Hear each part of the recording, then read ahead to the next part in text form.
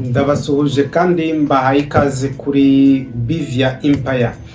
Kuri Bivia Empire tubagezaho ibiganiro bitandukanye bikubiye mu bintu bigera muri 6 cyangwa se 7. Ni ukuvuga ngo tubagezaho ibiganiro bijyanye na banki, ubwoko bw'inguzanyo umuntu yafata muri banki, uko banki zibara inyungu, ibisabwa kugira ngo umuntu ahabwe inguzanyo, ibijyanye n'ingwate, amacagizi yose banki zica abakiriya, uko banki zikorana n'abantu cyangwa se uko abantu bakorana na banki bagatera imbere. Ibyo ni ibintu rero tubagezaho ku bijyanye na banki ndetse n'ibindi byose bijyanye na banki tubibagezaho, kandi dukora video nziza cyane hano kuri Bivia Empire zibasobanurira imikorere n'imikoranire na banki. Ntabwo ushobora gutera imbere udakorana na banki. Ibindi biganiro tubagezaho ni ibijyanye na business and entrepreneurship. Business na entrepreneurship. Kuri business na entrepreneurship tubabwira ubwoko bwa business wakora, ubwoko bwa business budasaba igishoro, ubwoko bwa business busaba igishoro gikeya, ubwoko bwa business busaba igishoro kinini, business zunguka cyane, business zitajya zihomba. Tugatanga n'ingero z'abantu bateye imbere kubera business. Tukabagezaho ibiganiro bijyanye na business zidatanga imisoro, tukabagezaho ibiganiro bijyanye na business zisorerwa imisoro. Tubabwira business management, business administration, budgeting and action plan cyangwa se business plan. So ibyo byose tubibagezaho ku bijyanye na business, tukababwira na types of income. Hanyuma tubabwira dukora ibiganiro n'ubundi bijyanye na tax cyangwa se imisoro n'amahoro, ubwoko bwa tax cyangwa se ubwoko bw'imisoro mu Rwanda no hanze yayo, akamaro k'imisoro ku gihugu. Tubagezaho kandi uko ikigo cy'igihugu cy'imisoro gikusanya imisoro. Tubagezaho ubwoko bw'imisoro: business tax, personal tax, private tax, international taxes n'ibindi bitandukanye byose bijyanye n'imisoro. Tubabwira kandi cyangwa se tubagezaho tubasobanurira uburyo umukozi ukorera umushahara ariwe wishyura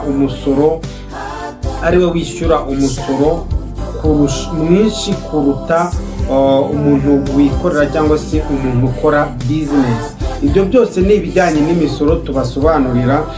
Hanyuma tubabwira imisoro ya business ntoya cyangwa se small businesses, abacuruzi batoya.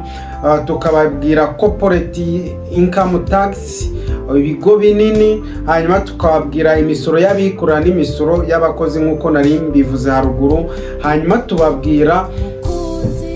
tubabwira na imisoro kuri online business.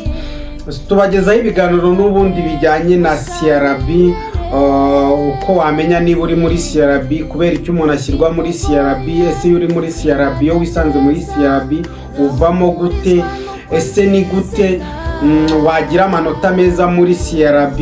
Ibintu nk'ibyo ngibyo, ikibazo cyose kijyanye na CRB tugikoraho video isobanurira abantu ibijyanye na CRB, isubiza ibibazo bajya bibaza kuri CRB. Tubagezaho kandi ibiganiro bijyanye na talent, wongeyeho skills cyangwa se ubumenyi bushyashya, uburyo wafata talent ukongeraho ubumenyi hanyuma ukabibyaza umusaruro.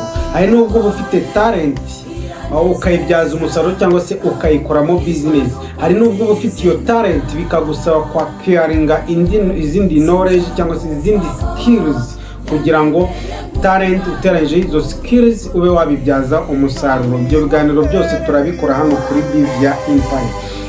Hanyuma ntabwo twibagiwe ko nyuma ya business, nyuma ya bank, nyuma ya financial analysis, nyuma ya tax calculation cyangwa se computation, twibagiwe ko hari abantu bakenera no kumenya amakuru aba yiriwe, trending news. Nabyo tubibagezaho ariko gake cyane, kuko tuba twibanda ku bintu bya bindi bifitiye umuntu akamaro kari direct ku mibereho, bya bindi bidufasha kugera kuri financial freedom. Niba uri mushyashya rero kuri Bivia Empire, ukaba wumva ibi biganiro dukora kuri Bivia Empire byaba bigufasha cyangwa se hari icyo bizagufasha, wakora like kuri iyi video nkoze, hanyuma ugakora subscribe ubaye utari wayikora, ugafungura n'inzogera kugira ngo buri uko dushyizeho ikiganiro kizajye kikugeraho ku gihe. Hanyuma iyi video wibuke kuyisangiza abandi. Urakoze kubana nanjye muri iki kiganiro, ngaho tubane muri video z'ubutaha. Ciao ciao.